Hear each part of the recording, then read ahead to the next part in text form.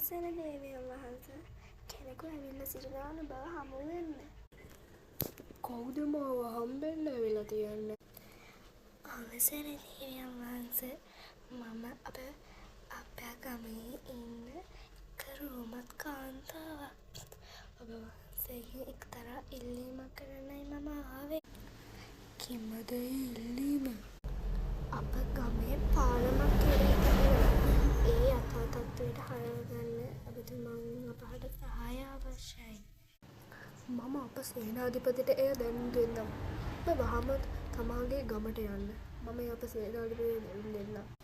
එසේම දේවයන් වහන්සේ. එහෙනම් මම ආපසු ගොස් පැමිණෙන්නම්. සේනාධිපති වහාම පැමිණෙන්න. අවසර දේවයන් වහන්සේ කිමද මා කැඳවුවේ? නොමකට රටේ රාජකාරියක් පවරන්න සේනාධිපති. කිමද ඒ රාජකාරිය දේවයන් වහන්සේ? එහා ගමේ සිට රූමත් කාන්තාවක් පැමිණියා.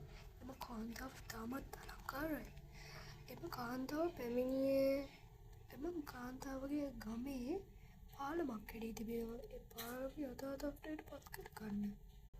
කිමද මගෙන් සිදුවෙන්න ඕනේ දේවයන් වහන්සේ?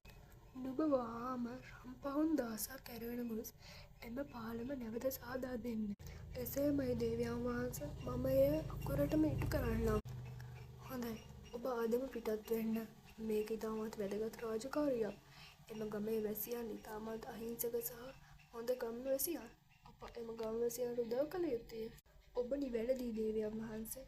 එම ගම්වැසියන් ඉතාමත් හොඳ ඉතාමත් ගුණවත් යහපත් ගම්වැසියන්. අප එම ගම්වැසියන්ට උදව් කළ යුතුය. මම දැන්ම පිටත් වෙනවා.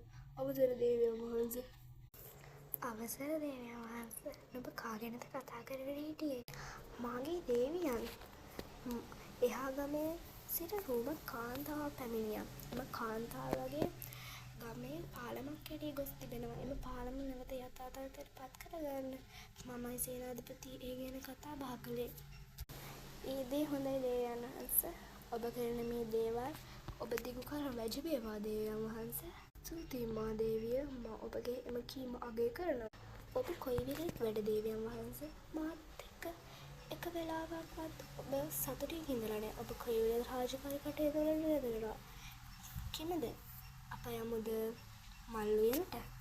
එසේමයි මා දෙවියන් වහන්සේ. අප යමු මල් උයනට. එන්න අප යමු.